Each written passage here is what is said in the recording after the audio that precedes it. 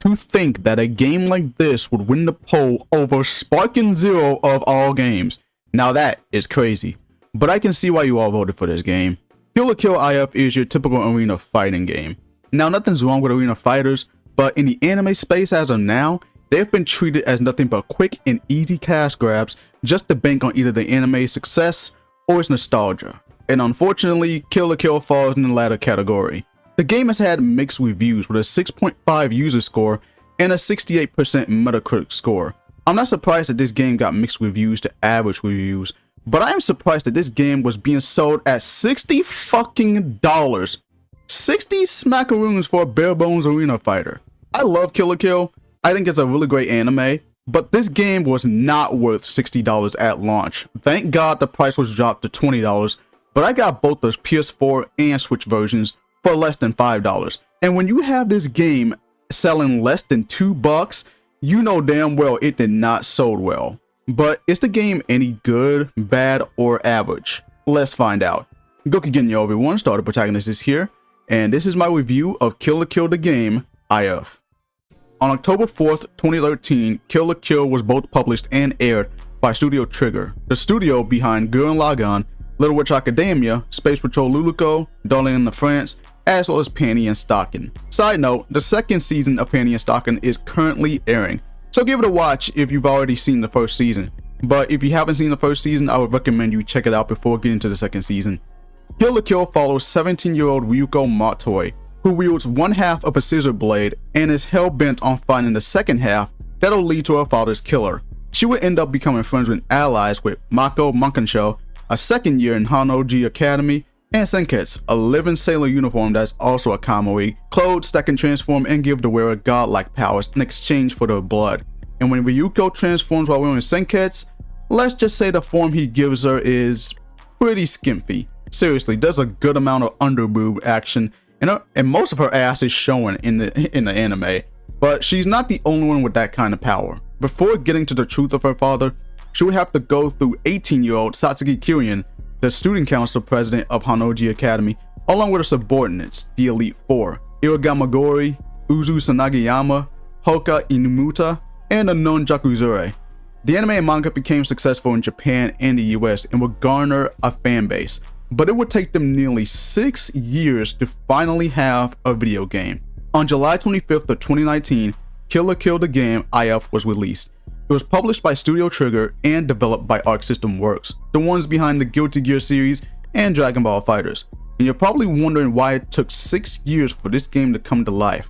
That's where the development hell comes into play. The idea of creating a Kill la Kill game started when one of the studio's producers of Arc System Works tweeted about enjoying the anime in 2015. This caught the attention of someone with the rights to Kill la Kill, and they set up a meeting to discuss the potential of making Kill la Kill into a fighting game.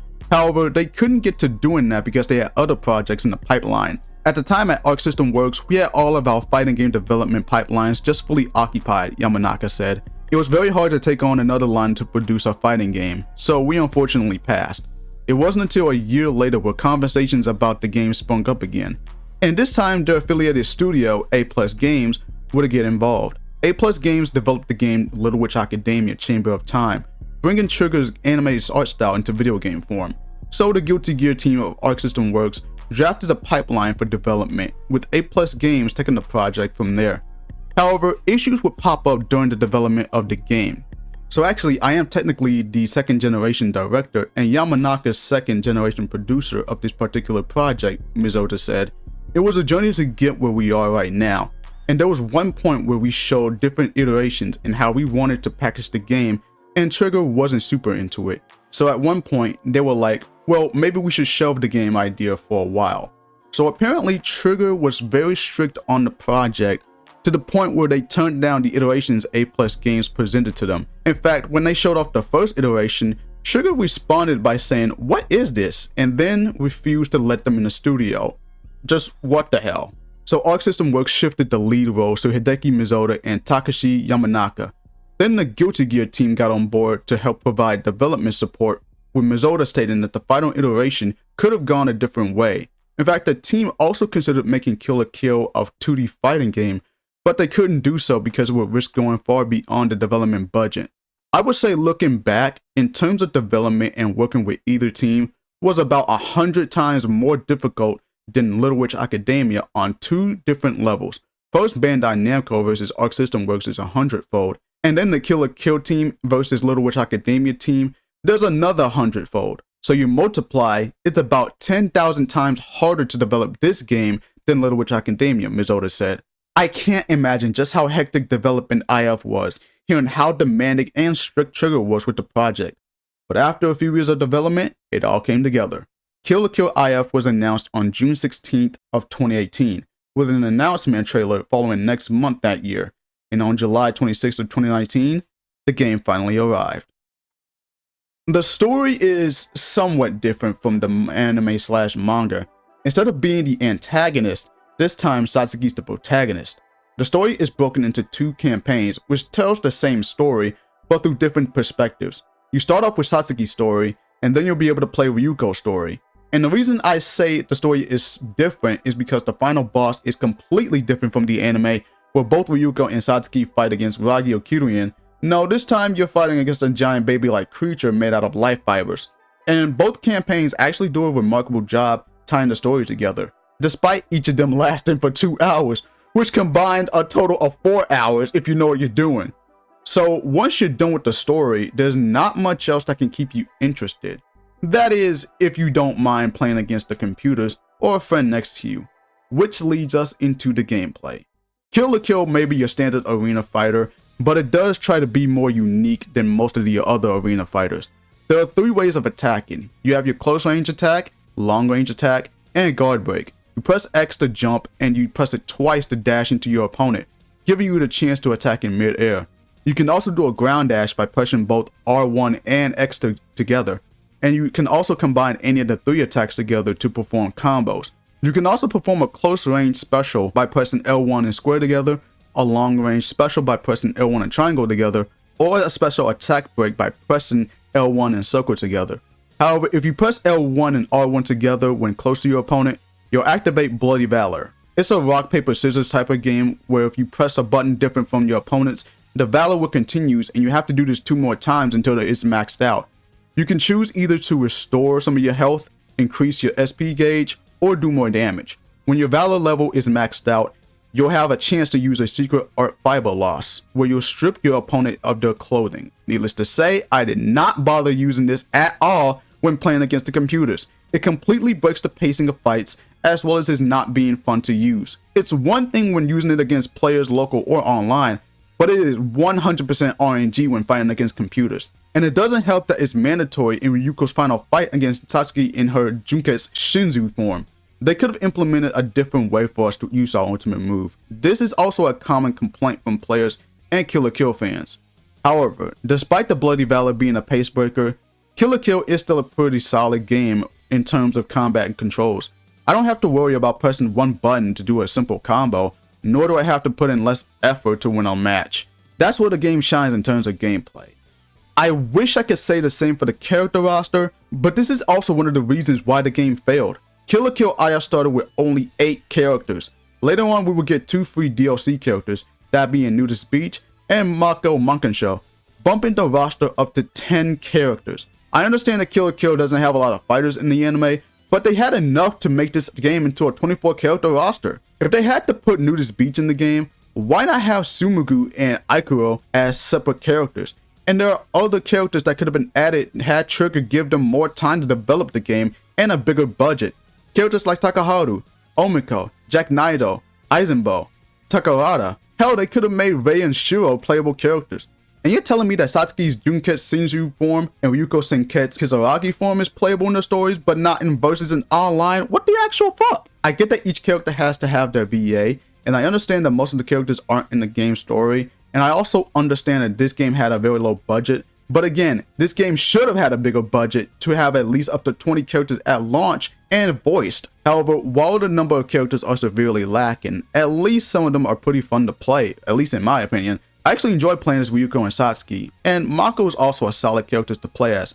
But the Nun is so hard to play as. Her attacks come off as slow and heavy, and they can easily leave her wide open, specifically her guard break, which can easily give her opponent a chance to dodge or attack before it goes off. Nice try, but that's what happens when you get in our way. There are 4 modes in this game to choose from: Story, Versus, Practice, and Gallery. That's it. There's no extra modes to play, but there are 2 challenge modes you can play. Survival Challenge is where you're fighting against computers to aim for a high score. I got tired of this mode after winning my 8th fight due to the lack of characters in this game, which can lead to repetitiveness when fighting the same characters over and over again. Covers Challenge is when you fight to see how fast you can beat up to 100 covers. It's there if you want some form of kumite in a fighting game. I will, however, appreciate the tutorial, as you learn the controls of the game when you start it up for the first time. It does a good job teaching you how to play.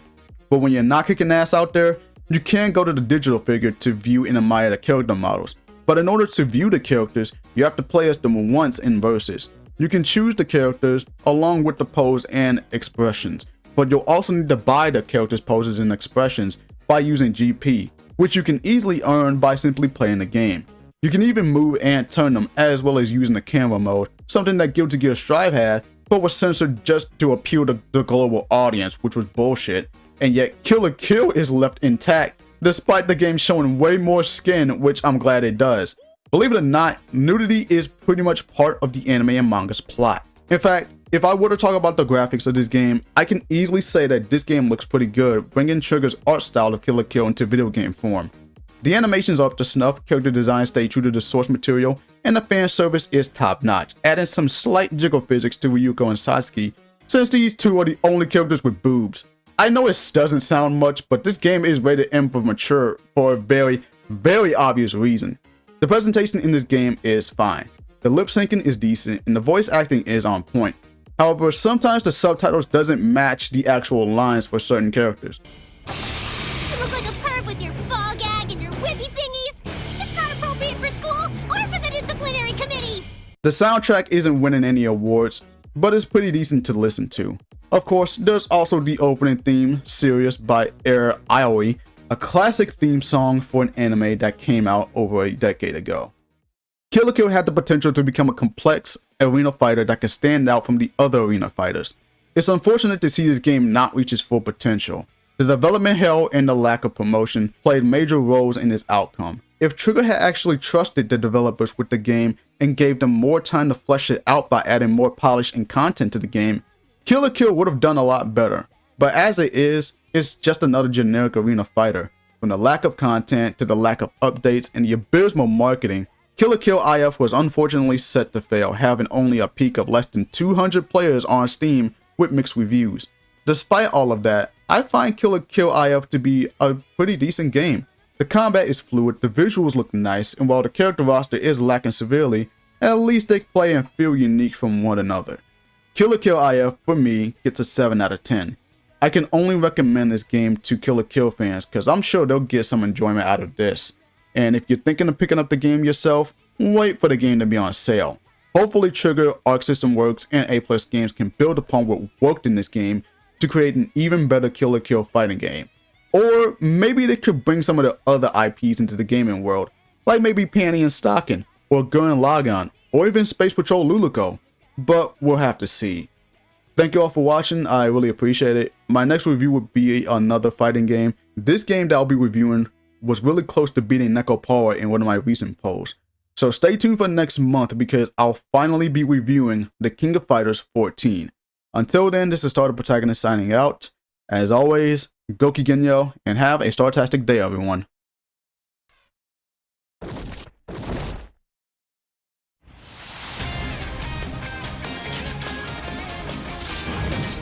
Looks like we were stronger than you, Satsuki Kiryuin. Yes!